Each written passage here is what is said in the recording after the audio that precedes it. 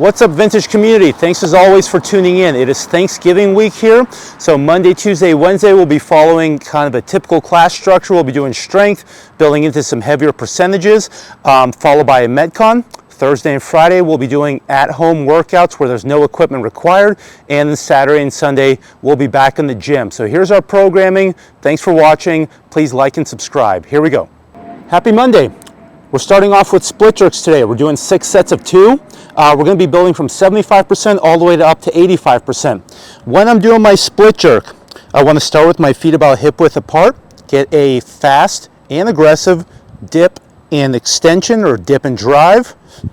When we land, we're trying to get this knee above the ankle, okay? Slightly turn the toe in. We don't want to see any knees shooting forward, okay? So there's going to be more weight on this front leg, a little bit less weight in the back leg. Heel up, back knee slightly bent, okay? Let's concentrate on our footwork. If we can get that dialed in, then it's going to be a pretty solid lift.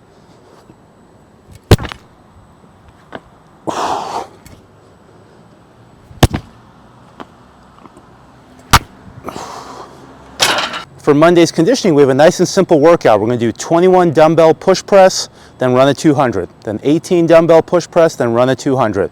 15, 12, 9, 6, 3. Okay? So I like to use a little bit of a wider stance, hip width, maybe even slightly wider than that for the dumbbells. Okay? We want to see that same dip and fast and powerful drive, and get the dumbbells locked out overhead without re-dipping the knee. As you bring the dumbbells down, dip into your next rep as the dumbbells reach the shoulders, and hopefully get into a nice little tempo in between reps. Okay? After that, take off on your run. Try not to use the run as recovery. Try to push on both elements of the workout. Let's get after it.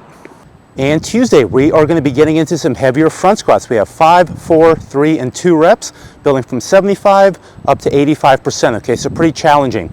Make sure you're taking a deep breath, bracing it in your midline, and then holding that breath on the descent, exhaling as you're coming up, taking in a new breath at the top of each rep. Okay, core stability is going to be super important.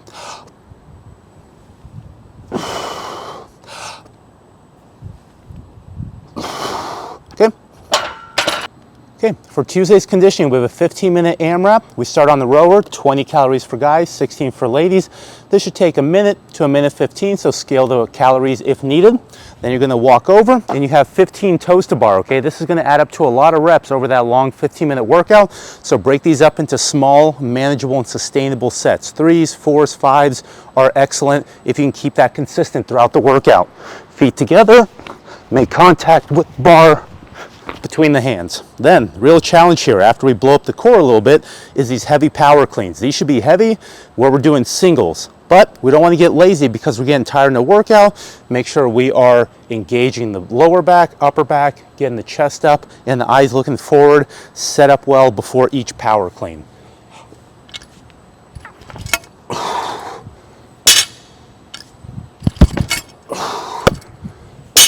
"15 minutes, let us know how you do." On Wednesday, we're starting with the bench press. We have 6, 6, 4, 4, and then max reps at 85%, okay? Our goal is 2 or more reps, ideally more than that, okay? Let's make sure we're getting those feet firmly planted. We see a lot of people squirming a little bit or leaning to their strong arm when these reps are getting heavy, but if we use our feet and push into the ground and grip the floor, that can help stabilize on these heavier reps, okay? So I'm not just gonna be here or here, relax, but feet flat on the floor. I'm pushing through the ground, through my feet.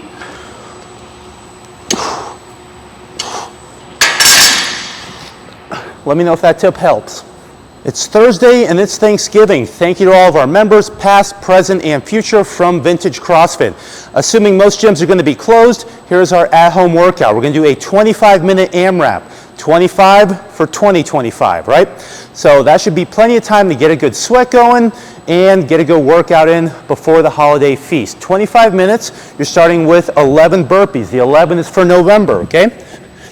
Jump those feet back, shoot the hips up as you snap your feet underneath you, get a little jump and clap. 25 burpees. After that, we're going for 27 sit-ups. 1, 2. Feel free to use any positioning of your feet. You can also anchor your feet to help out with that movement. After that, we have 2 options. 25-second wall sit, knees and hips at 90 degrees, or if you feel comfortable doing so, 25-second handstand hold. Have a great Thanksgiving.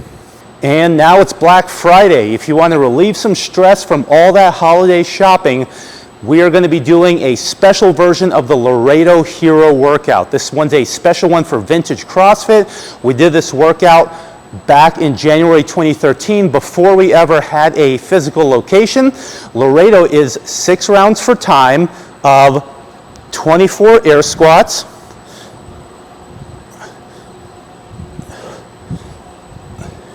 24 push-ups,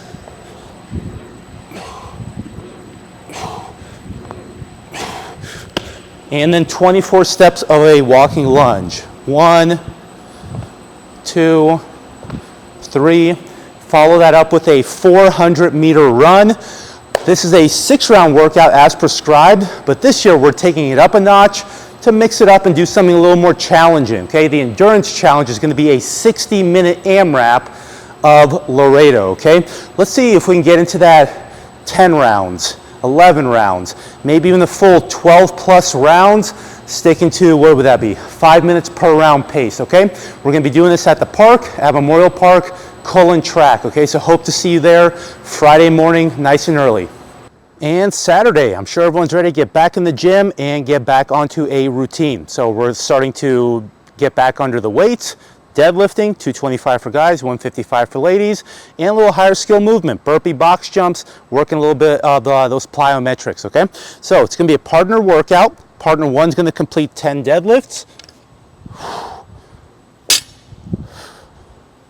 Okay, then partner 2 completes 10 deadlifts.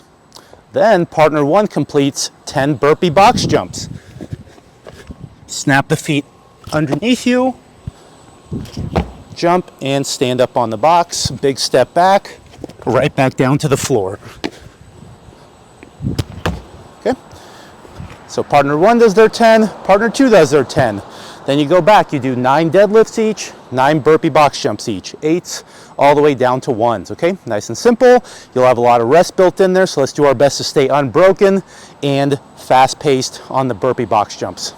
On Saturday, we're going to finish up the class with a little bit of core work, okay? First, we're starting with rotational core work, an important element in stability in the midline that we don't get to train too frequently in CrossFit. You're going to set up a landmine, anchor it inside a couple plates, and then we're going to start with arms extended out in front of us about eye level. You're going to rotate from the hips or midline, keep the arms straight, 1, back to eye level, back to the other hip, 2,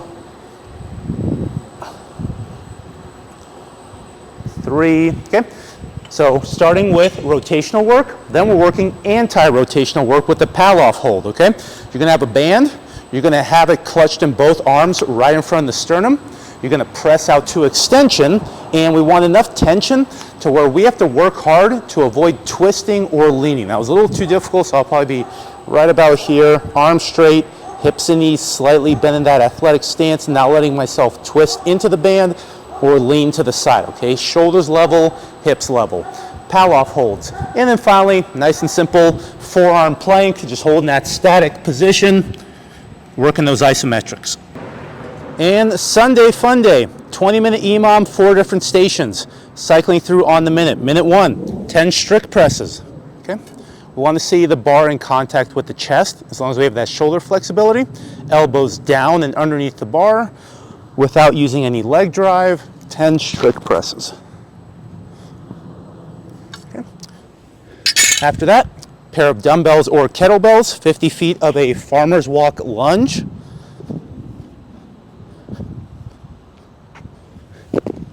Then we're going to set up an inverted row. So you're going to have a barbell in the rack. Make sure it is secured securely where it's not going to fall out as you're doing these. And you're going to be hanging underneath the bar, making contact chest to bar. Okay. And then finally finish up with a single kettlebell or dumbbell held in the goblet position. That can be here, that can be here. We're going lateral or Cossack squats, okay? I'm trying to drive my knee forward, and this toe can turn up, that's fine, but if we can keep the foot flat, that's gonna be preferable.